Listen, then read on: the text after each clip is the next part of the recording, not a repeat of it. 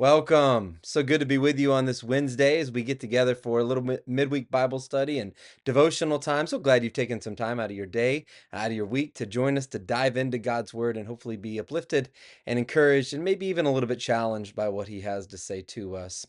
If someone were to ask you to define success, right?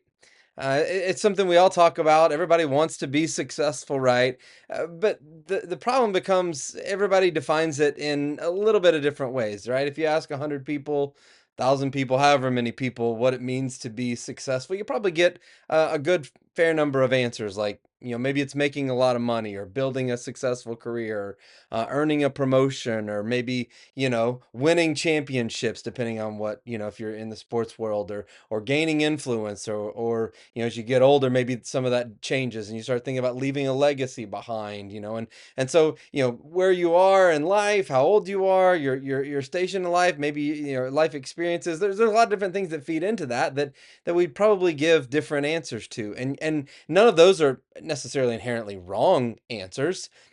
But I think Jesus would tell us that none of them are the exact right answer and the true measure of success. In Mark chapter 10, James and John, two of Jesus's closest disciples, um, were they asked Jesus basically to, you can go read the story, but they basically asked Jesus, "Hey, can we sit next to your left hand and your right hand in your kingdom?" They wanted the places of honor in Jesus's kingdom. They wanted to be great, right? But and a lot of what they were defining it is by the world's standard of greatness. And it's interesting. The other disciples hear this and they get upset.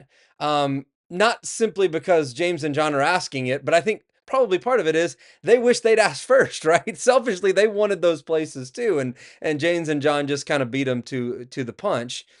They were all thinking the way the world thinks, right? That greatness is about position and status and power and prestige. But Jesus responds by saying this in verses 43 through 45. He says, "Whoever wants to become great among you," so again, not a bad virtue to want to be great.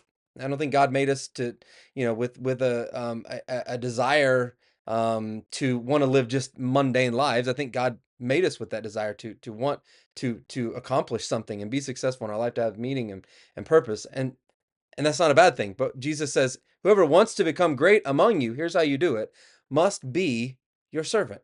And whoever wants to be first must be slave of all. For even the Son of Man," Jesus is talking about himself there, "even the Son of Man did not come to be served, but to serve himself and to give his life as a ransom for many." Notice that Jesus, again, doesn't condemn the desire to be great. Instead, he completely changes the definition of greatness. The world says success is climbing higher on the ladder, right? And Jesus says, actually, success is lowering yourself and putting others above yourself. And the world measures success by how many people are serving you and answering to you. Jesus, on the other hand, measures success by how many people you serve. And then Jesus points to himself as the perfect example of that. I mean, the King of Kings, the Lord of Lords, God himself, right, didn't come demanding a throne. He wrapped a towel around his waist and washed his disciples' feet. He touched lepers and healed people who were oppressed and less than and overlooked. He welcomed children, and ultimately he lowered himself so much that he gave his life and was hung up on a cross. I mean, if anyone lived a successful life, it was Jesus. And yet his life was defined not by self promotion, but by self sacrifice. That means success in God's kingdom isn't reserved for the wealthy or the famous or the influential or those with the resources or whatever it may be. Every Christian can be successful because every Christian can serve. Every Christian can put others above themselves and serve. Whatever job or position or role that you find yourself in, success is found in faithfully using whatever God has entrusted to you to bless others and glorify Him. And at the end of our lives, God won't ask us whether we were the most accomplished person in the room, right? He won't ask us who made the most money, who had the most titles, who had the most success by the world standards. He'll ask, were you faithful to me? Were you faithful servants to others and faithful stewards of what I blessed you with? You see, the world's definition of success ends with people applauding you, right?